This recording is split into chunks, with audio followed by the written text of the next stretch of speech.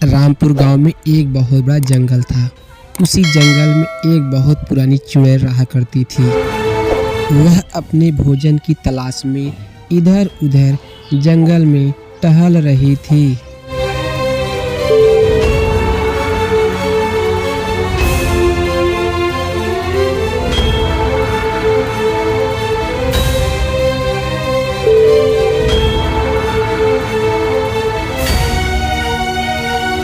जब चुड़ैल को कोई भोजन नहीं मिलता तो चुड़ैल एकदम गुस्से में आग बबूला होकर जंगल में तलाश कर रही थी कि काश कोई मानव मिल जाए।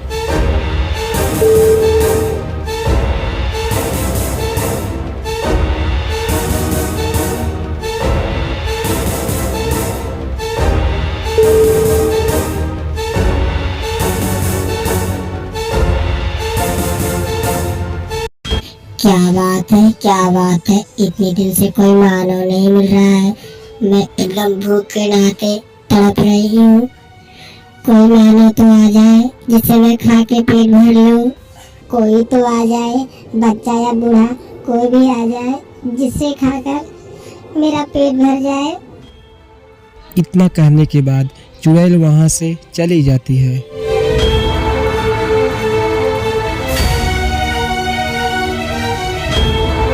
तभी गांव से एक रामू नाम का लड़का उसी जंगल में लकड़ी काटने के लिए चला जाता है।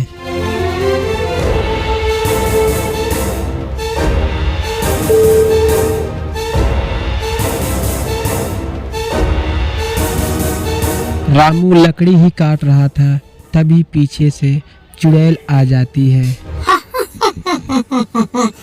क्या बात है, इतना सुंदर मानव, इसका मांस तो खाकर मजा ही आ जाएगा। इसका मांस भी बहुत स्वादिष्ट होगा। इतना कहने के बाद चुड़ैल रामू को अपने साथ लेकर चली जाती है। रामू जब जंगल से वापस घर पर नहीं आता है तो उसका छोटा भाई अपने बड़े भैया रामू को खोजने के लिए उसी जंगल में चला जाता है।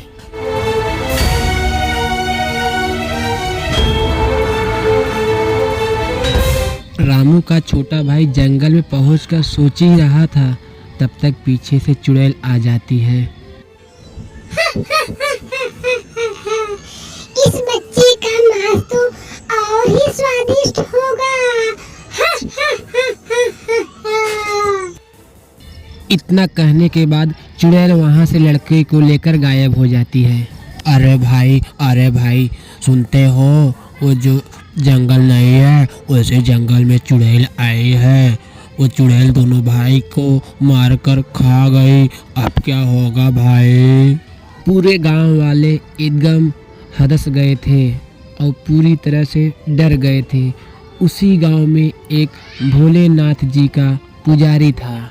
वह मन ही मन सोच रहा था कि मैं जाकर देखता हूँ आखिर चुड़ैल मेरी क्या करती है।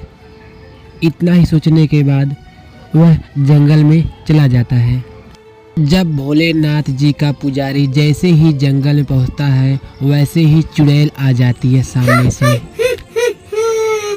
क्या बात है, एक से एक बच्चे आ रहे हैं। इसका मांस तो और ही मीठा और ही टेस्टी होगा। तभी उसी जंगल में भोलेनाथ जी प्रकट हो जाते हैं और चुड़ैल को जलाकर मार डालते हैं।